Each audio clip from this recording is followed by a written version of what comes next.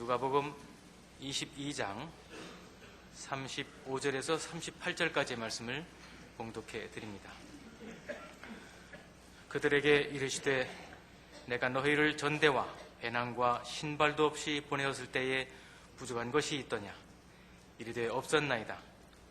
이르시되 이제는 전대 있는 자는 가질 것이요 배낭도 그리하고 검 없는 자는 겉옷을 팔아 살지어다.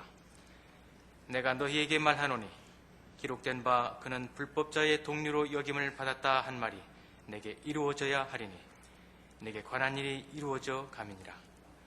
그들이 여짜오되 주여 보소서 여기 검 둘이 있나이다. 대답하시되 족하다 하시니라. 아멘. 예수님께서 이제 십자가에 죽으실 것입니다. 그리고 부활하시고 승천하실 것입니다. 예수님께서 이 땅에 오사 이루시고 또 우리에게 허락하신 복음과 구원, 하나님 나라를 그의 제자들에게 이제 맡길 것입니다. 주께서 이 땅에 오시고 이루신 복음의 내용들, 구원 역사를, 하나님의 통치를 이제 그의 제자들을 통하여 세상에 알리고 증언하고 하나님 나라를 확장하실 것입니다. 그런데 그 일을 위하여 준비하라고 합니다. 우리가 살펴본 누가복음 9장과 10장에서는 12제자를 보낼 때, 70인 전도단을 보낼 때 준비 없이 아무것도 여벌을 갖고 가지 말라고 하셨던 주님이 이제는 준비하라고 하십니다. 내가 너희를 전대와 배낭과 신발도 없이 보냈을 때 부족한 것이 있었더냐? 없었습니다. 이제는 전대 있는 자는 가질 것이요 배낭도 그리하고 검 없는 자는 겉옷을 팔아 살지어다 라고 말씀하십니다. 예수님께서 그의 제자들에게 하나님의 나라를 맡기는 것은 주께서 아버지 앞에 하나님 나라를 맡아 그 나라를 그 백성들에게 주기 위하여, 구원을 위하여 이 땅에 오신 것과 같이 그의 제자들에게 맡기시는 일입니다. 그런데 그 일의 조건이 27절에 보다시피 앉아서 먹는 자가 크냐 섬기는 자가 크냐? 앉아서 먹는 자가 아니냐? 그러나 나는 섬기는 자로 너희 중에 있노라 라고 말씀하셨고, 너희는 나의 모든 시험 중에 항상 나와 함께 한 자들인즉 내 아버지께서 나라를 내게 맡기신 것 같이 나도 너희에게 맡겨 너희로 내 나라에서 내 상에서 먹고 마시며 또는 보좌에 앉아 이스라엘 12지파를 다스리게 하려 하노라 라고 약속하신 말의 연장선상에 있습니다. 하나님 나라를 제자들에게 맡기는데 맡기는 단 하나의 조건은 너희가 내 시험 중에 항상 함께 있어 내가 어떤 시험 중에 있었는지 보았으므로가 하나의 조건입니다. 그리고 그 일을 이루기 위하여 이제 준비해야 합니다. 예수님께서 이 땅에 권세를 가지고 와서 모든 사람을 힘으로 붙잡아 하나님의 자녀로 강요하고 장악한 것이 아니라 우리를 위하여 당신이 죽으심으로 우리를 위한 하나님의 구원을 이루셨다는 사실을 우리는 누구보다 잘 아는 기독교 신앙인들입니다. 주께서 우리를 위하여 죽으셨고 은혜로 구원을 주셨으니 이제 우리 남은 인생을 주를 위하여 복음의 증거자로 살자. 이것이 기독교 신앙의 핵심된 내용이요 또 우리의 고백이기도 합니다.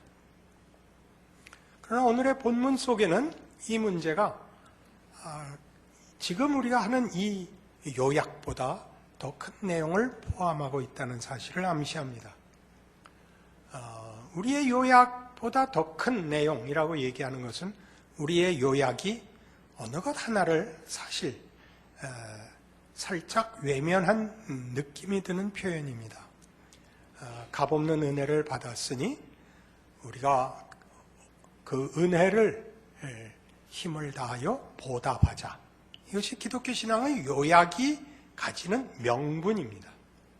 그러니까 기독교 신자들이 그의 삶에 있어서 복음과 주를 위하여 헌신하는 생애를 살아야 한다라는 것은 신앙적 고백이면서 동시에 명분입니다. 제가 명분이라고 표현하는 것은 거기에는 어떤 더 깊은 항복보다 약간의 강제성이 더 강조되고 있다, 그런 뜻입니다. 더 깊은 항복은 무엇일까요? 이게 오늘 너희가 준비해라 하는 것 속에 들어있는 속 깊은 성경의 증언입니다. 이 속 깊은 신앙 고백을 위하여 우리가 하나님이 우리에게 누구신가? 하나님에게 우리는 누구인가? 하나님은 우리에게 누구이시며 우리는 하나님에게 누구인가? 라는 아주 더 깊은 질문으로 가야 합니다. 하나님이 옳은 일을 하셨고 선한 일을 하셨고 은혜를 베풀었으니 갚자보다 신랄하게 질문을 하자면 아니 아무나 나에게 잘하면 나도 꼭 잘해야 되는가? 라는 더 깊은 질문을 하자 이겁니다. 아무리 하나님이지만 하나님이 나에게 잘해주면 무조건 나도 잘해줘야 되느냐? 라는 것으로는 기독교 신앙의 현실을 답을 다 할 수가 없습니다. 우리의 신앙의 아까 요약은 명분이 강하다 그랬죠. 강제성이 너무 강한 표현이 됐다 이겁니다. 그래서 더 깊은 항복을 사실은 성경이 하고 있는데 우리가 자주 놓치기 때문에 오늘 본문에서 이 문제를 거론하는 것입니다. 감기가 들어서 그렇습니다. 감동을 해서 그런 게 아니고 욥기를 보면 성경에서 가장 어떤 의미에서 이해하기 어려운 책이 욥기인데 내용이 너무 깊기 때문입니다. 어떻게 깊으냐 하면 이제 거기 시작이 이렇게 나오죠. 욥이라는 사람이 있었는데 대단히 경건한 사람이었다. 하루는 천상에서 회의가 열렸는데 그 하나님과 여러 모시는 천군 천사가 함께 있는데 사탄이 나타났다. 그래서 하나님이 사탄에게 묻습니다. 넌 뭘 하다가 오느냐? 그래서 사탄이 여기저기 두루 다니다 왔습니다. 나도 바쁩니다. 그렇죠. 사탄이란 고소자라는 뜻입니다. 하나님 일에 반대하며 하나님의 온전하지 못함을 시비 걸기 위하여 고속거리를 찾아다니는 자라는 뜻입니다. 너 그래 여기저기 두루 다녔으면 욥도 받겠구나. 욥은 저렇게 경건하게 사는데 넌 왜 그 모양이냐? 그러자 사탄이 대답하기를 하나님이 잘해주시니까 잘하죠. 잘해주지 않는데도 잘할 리가 있습니까? 그러니까 하나님이 사탄에게 그럼 우리 욥이 잘해주지 않아도 잘하나 안 하나 한번 내기를 해볼까? 이렇게 됐습니다. 사탄이 건 도전에 하나님이 응하셨죠. 잘해주지 않는데도 하나님을 믿는 사람이 어디 있습니까? 그래? 그럼 한번 해보자가 됐습니다. 그래서 욥은 이제 어려워지죠. 하루아침에 재산을 다 잃고 자식들이 다 죽고 본인은 병이 납니다. 너무 고통스러워서 어쩔 줄을 모릅니다. 그리고 신앙의 가장 깊은 데서부터 이제 회의가 생깁니다. 왜 하나님은 이런 시험을 욥에게 줬을까? 이게 이제 우리들에게 큰 숙제거리가 되죠. 어떤 이는 말하기를 그래서 보상 없는 순수한 신앙이 가능한가? 라는 격조 높은 신앙에 관한 싸움이다 라고 욥기를 해석하기도 합니다.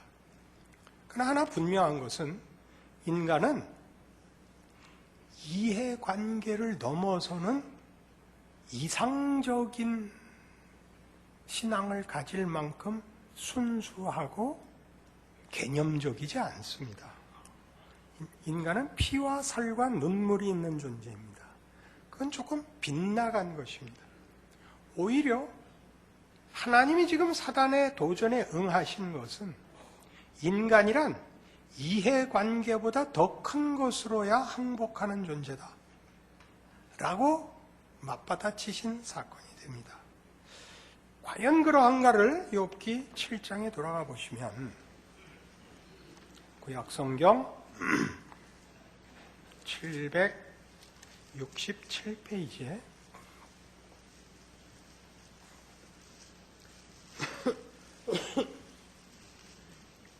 욥기 7장 17절입니다. 사람이 무엇이기에 주께서 그를 크게 만드사 그에게 마음을 두시고 아침마다 권징하시며 순간마다 단련하시나이까. 주께서 나에게서 눈을 돌이키지 아니하시며 내가 침을 삼킬 동안도 나를 놓지 아니하시기를 어느 때까지 하시리이까. 사람을 감찰하시는 이여 내가 범죄하였던들 주께 무슨 해가 되어리까. 어찌하여 나를 당신의 관역으로 삼으셔서 내게 무거운 짐이 되게 하셨나이까. 주께서 어찌하여 내 허물을 사하여 주지 아니하시며 내 죄악을 제거하여 버리지 아니하시나이까. 내가 이제 흙에 누우리니 주께서 나를 애써 찾으실지라도 내가 남아있지 아니하리이다. 당연한 욥의 이제 불만입니다. 하나님, 나는 내가 뭘 잘못했는지 모르겠는데 하나님, 내가 혹 잘못했다 한들 그거 갖고 뭐 그렇게 속상해 하십니까? 뭐 굳이 와서 화를 내십니까? 나 같은 게 뭐라고 그냥 넘어가시지. 내가 뭐 하나님 앞에 이렇게 크게 걸림돌이 됩니까? 그렇게 보기 싫으시다면 제가 확 죽어드릴게요. 이렇게 되는 겁니다. 그러니까 이 말 속엔 뭐가 있냐면 자기도 모르게 내가 그렇게 큰 존재란 말인가? 그러니까 이 욥기의 중요한 주제로 반어법적으로 쑥 튀어나온 겁니다. 인간이 뭐길래 하나님이 욥에게 매달려 계시는 거예요. 하나님과 사탄의 싸움에서 하나님이 사탄 보고 네 이놈 그러면 끝날 일을 욥이라는 사람에게 하나님의 명예를 걸어 그럼 욥에게서 보상을 제거하고 어떻게 하는가 보자에 하나님의 명예를 건단 말인가? 이게 욥의 주제입니다. 그 욥이 고단하게 됐죠. 욥은 스스로 그의 불평에서 나타나듯이 내 죄 안 짓고 하나님 눈에 거스르지 않고 살면 다 됐지. 나에게 뭘 더 원하십니까? 이거 아니에요. 그 얘기의 뒤에는 나는 너에게 더 원한다 그거죠. 아니 해주지 않은 걸 뭘 원하세요? 해주지 않은 걸 원하는 게 아니라 보상의 차원에서는 얘기할 수 없는 더 깊은 걸 너에게 요구하고 나도 너에게 그런 하나님이다 그러는 거죠. 그러니까 하나님에게 내가 죄 안 지면 됐지 뭘 더 바라세요? 그렇지 않다. 나는 너를 보상하는 것보다 더 크게 대접하고 더 크게 대접받고 싶은 하나님이다. 이게 욥기란 말이에요. 그래서 욥의 결론을 보면 친구들이 와서 옳고 그른 문제, 신앙의 진실 문제 모두 다 따져서 욥을 항복시키지 못하고 최후에 하나님이 등장하십니다. 하나님이 등장하셔서 욥에게 우리가 묻고 싶은 질문, 욥이 하고 싶은 질문에 답을 안 합니다. 왜 그랬는지, 어떻게 해결할 건지가 아니라 욥을 데리고 창조 세계를 같이 돌아봅니다. 내 우박 창고를 보아라.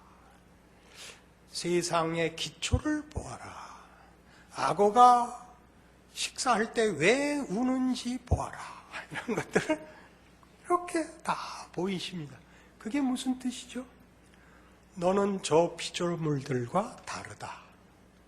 내가 저들을 만들어 저들에게 생명을 주고 복을 베풀어 다스리는 그 자리의 동반자로 너는 내가 만든 자다. 그게 마지막 답의 중요한 내용입니다. 예수 그리스도께서 아버지께서 나를 보내신 것 같이 나도 너희를 보낸다 하는 말은 바로 그런 차원에서 성부 하나님과 성자 하나님의 그 사역의 동반성의 부름입니다. 요한복음 17장입니다.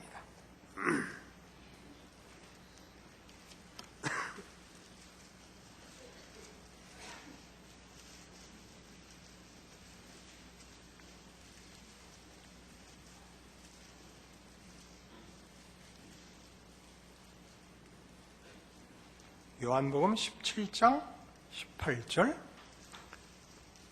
아버지께서 나를 세상에 보내신 것 같이 나도 그들을 세상에 보내었고 또 그들을 위해 내가 나를 거룩하게 하오니 이는 그들도 진리로 거룩함을 얻게 하려 함이니이다. 내가 비옵는 것은 이 사람들만 위함이 아니요 또 그들의 말로 말미암아 나를 믿는 사람들도 위함이니 아버지와 아버지께서 내 안에 내가 아버지 안에 있는 것 같이 그들도 다 하나가 되어 우리 안에 있게 하사 세상으로 아버지께서 나를 보내신 것을 믿게 하옵소서. 자, 이게 무시무시한 말씀입니다. 구원을 위하여 하나님께서, 성부 하나님께서 성자 하나님을 세상에 보내십니다. 우리를 구원하기 위하여 그의 아들을 보냅니다. 그의 아들을 보낸다는 것은 아버지의 구원에 관한 전권을 그에게 위임하여 보냈다는 뜻입니다. 그렇죠? 그러나 그를 육신으로 보내어 십자가에 죽게 하시는 것은 아버지의 구원을 이루시되 그 뜻을 이루는 일에 전혀 그 과정을 구원을 받아야 할 죄인들이 어떻게 반응하느냐에 맡기시는 방법으로 그 아들을 보내신답니다. 그래서 예수는 오셔서 아버지의 뜻을 이루시는데 그것을 힘으로, 권력으로 이루는 것이 아니라 그것을 이루기 위하여 죄인들이 예수가 누군지, 예수를 보낸 아버지가 누군지, 그 뜻이 무엇인지를 몰라서 하는 모든 반응에 피해를 보는 방법을 감수하여 그 뜻을 이루신다는 것입니다. 그래서 우리 누가복음 하면서 확인했듯이 예수는 자살을 하러 오신 분이 아닙니다. 그는 우리가 죽이는 것입니다. 그는 오셔서 음모와 비난과 그리고 배신과 정죄와 억울한 죽음을 당하시는 것입니다. 그러니까 구원의 전권을 성자께 넘겨드렸지만 동시에 그것을 이루기 위한 모든 과정도 아버지의 뜻, 이 배신과 비난과 억울함을 감수하는 길을 성자께서 동일한 인간의 환경과 조건 속에서 감수하도록 맡겨보낸 겁니다. 예수께서 이걸 거절할 권리가 있습니다. 그러니까 겟세마네 동산의 기도를 기억하시죠? 아버지여 할만하시거든 이 잔을 내게서 비켜주시옵소서. 그러나 내 뜻대로 마옵시고 아버지의 뜻대로 하옵소서. 라는 기도가 그래서 가능하고 베드로가 말고의 귀를 베자 아버지께서 지금도 내가 구하면 12영도 더 되는 영이라는 것은 병영할 때 쓰는 그 영자입니다. 그러니까 옛날 로마 시대의 군제의 한 영은 1영은 3,000명의 군인입니다. 12영도 더 되는 천사를 보내실 수 있는 줄 네가 알지 못하느냐? 예수님이 거절하실 수 있습니다. 예수님이 아버지의 뜻에 스스로 헌신하고 순종하시는 길을 걸으시며 그가 그렇게 걷는 길에 환경과 조건을 구성하는 건 우리들인 것입니다. 우리가 예수의 말씀에 어느 만큼 순종하며 어느 만큼 반대하며 어느 만큼 왜곡하며 어느 만큼 치사하게 구는지를 감수하여 그 길을 가 이 십자가의 구원을 이루십니다. 그렇게 우리를 보내는 것입니다. 그래서 준비하라는 것입니다. 왜요? 우리는 힘을 갖고 나가지 않으며 환영을 받지 않는 곳에 보내진 것입니다. 예수가 죽음을 가고 오셔야 했듯이 우리는 신자된 인생을 사는 데 있어서 우리가 힘을 다하여 살아야 되는 것입니다. 힘을 다하여 산다고 해서 그 보상이 환경이 개선되고 우리의 말이 열매 맺는 것을 보는 것으로는 우리에게 약속되어 있지 않은 헌신의 길을 걸어야 하는 것입니다. 우리가 신앙생활을 하면서 우리가 가지는 아까 서두에 얘기한 요약본대로 하나님께서 예수를 보내어 무한한 은혜를 베푸사 나를 구원하였으니 우리의 남은 인생 주를 위해 살고 은혜 보답하자. 속에는 뭐가 슬쩍 약화되어 있느냐 하면 이렇게 하면 마땅히 하나님이 우리에게 형통한 길을 줘야 한다가 우리도 모르게 붙어 들어가더라 말입니다. 욥이 그렇게 했던 것처럼 아니 내가 이만큼 했으면 잘했지 뭘 더 바라십니까? 내까지 게 뭐라고? 하나님의 사단의 시험의 반응, 그 도전을 받는 이유가 뭐라고요? 인간은 네가 생각하는 것보다 다르다. 나는 그들을 그런 용도로 짓지 않았다. 그들을 나의 동반자로 불렀다.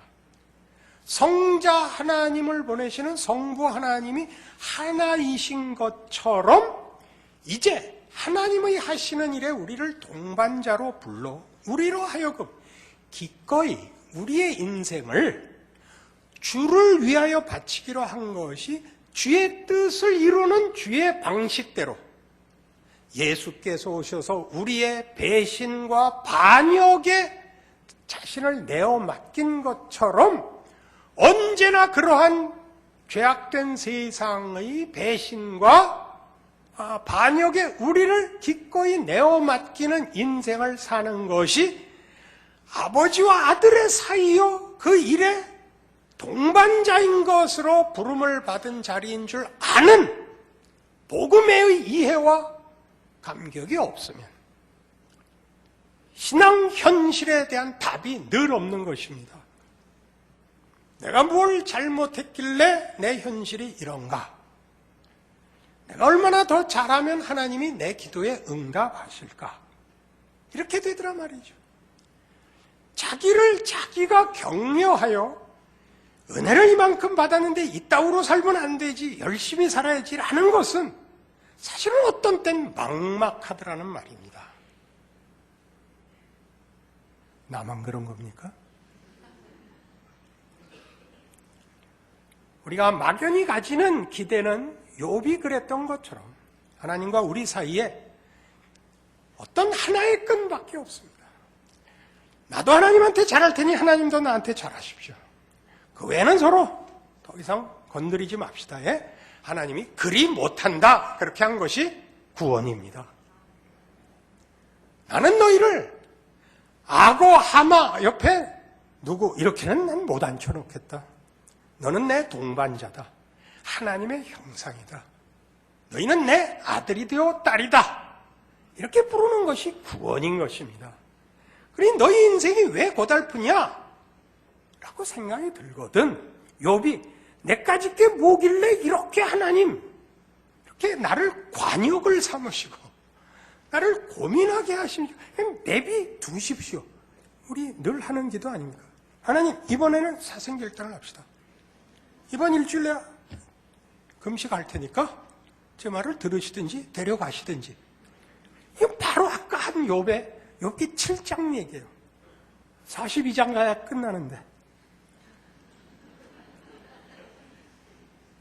우리 반나 거기 있는 거죠. 그러니까 왜 신자된 인생이 요거냐라고 얘기하는 요거냐는 하나님이 우리를 만드신 분량만큼 인간의 영광을 모르는 소치입니다. 구원이 왜 성자 하나님이 와서 죽어야 하는지 모르는 것입니다.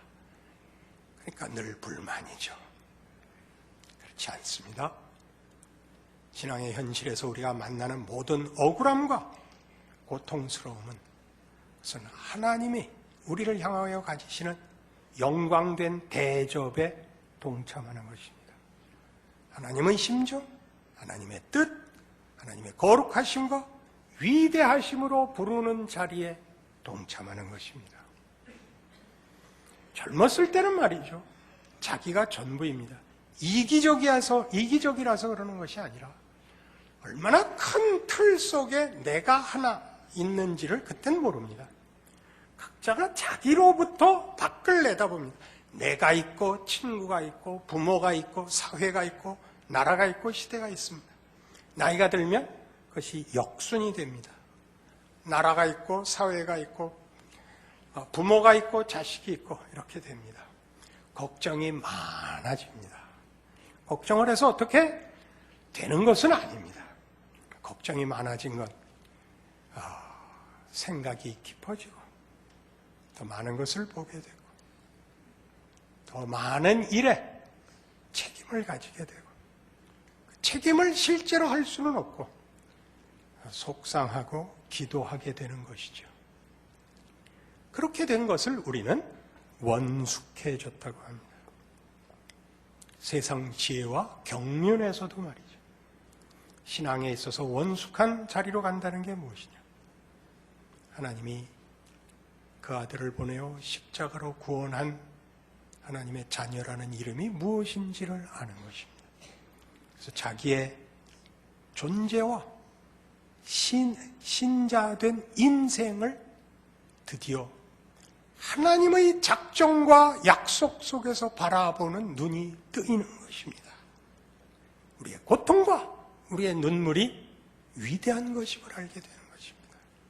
그 길을 걷게 되되 명분에 의한 강요가 아니라 감격과 자랑으로 걸을 수 있게 되는 것입니다.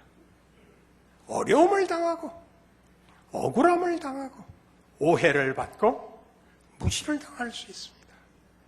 그러나 내가 걷는 그 길을 통하여 하나님이 일을 하신다는 것을 알게 되는 것입니다. 그 신앙이 여러분과 여러분 인생을 버텨내는 최고의 답이 되지 않는다면 다른 답은 없습니다.